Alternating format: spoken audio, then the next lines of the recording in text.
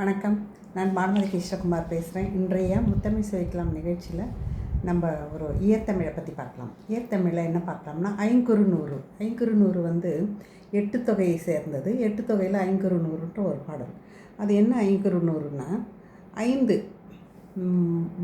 குறிஞ்சி, முல்லை, மருதம், நெய்தல், பாலை, இந்த ஐந்து நிலப்பகுதியை பற்றியும் ஐந்து புலவர்கள் 100 பாடல்கள் எழுதியிருக்காங்க. அதுதான் ஐங்குறுநூறு. அதில் அந்த ஐந்து புலவர்களும் 100 பாடல் எழுதியது வந்து தொகுத்தவர் வந்து புலத்துறை முன்றிய கூடலூர் கிழார்ன்றவர் தொகுத்திருக்கார். அவங்கள எழுத வைத்தவர் வந்து யானை கட்சே மாந்தரல் சேரல் இருப்பறை அப்படின்ற ஒரு சேர மன்னர் சொல்லி இவங்க எழுதினதை புலத்துறை முற்றிய கூடலூர் கிழார்ன்றவர் தொகுத்திருக்கிறாரு. அப்படி ஐந்து நில பகுதி மக்கள் பற்றிய இயலையும் அவங்க எழுதியிருக்கிறாங்க. இப்போ நம்ம பார்க்க போகிறது குறிஞ்சி நில பகுதியை குறித்து கபிலர்ன்றவர் எழுதியிருக்கிறார். அந்த 100 பாடல்களும் அந்த 100 பாடல்களும் 10 பாடல்களாக பிரித்து எழுதியிருக்கிறாங்க. அந்த 10 பாடலும் பிரிக்கும் போது எந்தெந்த ஒரு பொருளை பற்றி பாடுறாங்களோ அந்தந்த பொருள் தலைப்பில் எழுதியிருக்கிறாங்க.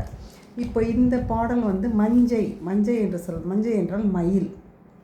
அப்போது அந்த மயிலை பற்றி நிறைய அந்த 10 பாடல்கள் மயில் வர்றதுனால மஞ்சை பாடல்களாக இந்த பாடல் பார்க்கப்படுகிறது. இது வந்து ஒரு பாடல், மிக அழகான ஒரு பாடல். ஒரு சொல்லுவாங்களே, என் காதலிக்கு மிஞ்சினது எதுவுமே கிடையாது, அழகு கிடையாது.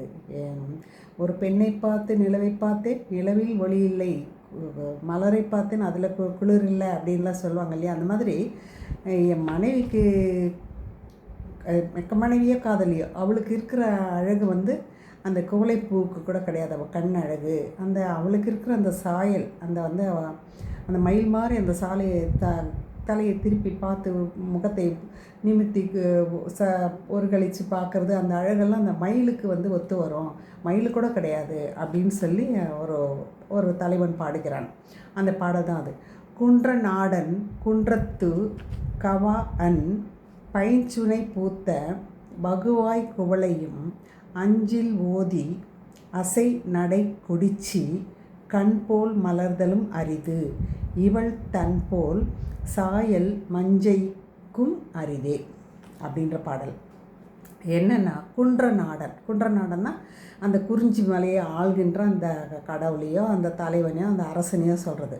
குன்றநாடன் அந்த மலைநாட்டை ஆளுகின்ற அரசன் முருகன்னு சொல்கிறாங்க. ஏன்னா குறிஞ்சிக்கு வந்து முருகன் தான் கடவுள்னு ஒரு இது இருக்குது இல்லையா. அதை வச்சு பார்க்கும்போது குன்றநாடன் குன்றத்து அந்த மலையில் கவா அன் என்றால் மலை சாரல், பைஞ்சுனை பூத்த, பைஞ்சுனை என்றால் பச்சை பசேல் என்று சுனை என்றால் அந்த மலைக்குள்ளே இருக்கிற குளம் மாதிரி நீர்கள் இருக்கிற பகுதி வந்து சுனை என்று சொல்வார்கள். அது உள்ளுக்குள்ளே எங்கெங்கேயோ ஒரு குளம் மாதிரி கணிக்க முடியாது அதனோட போக்கை. அது எங்கெங்கேயோ போகும்.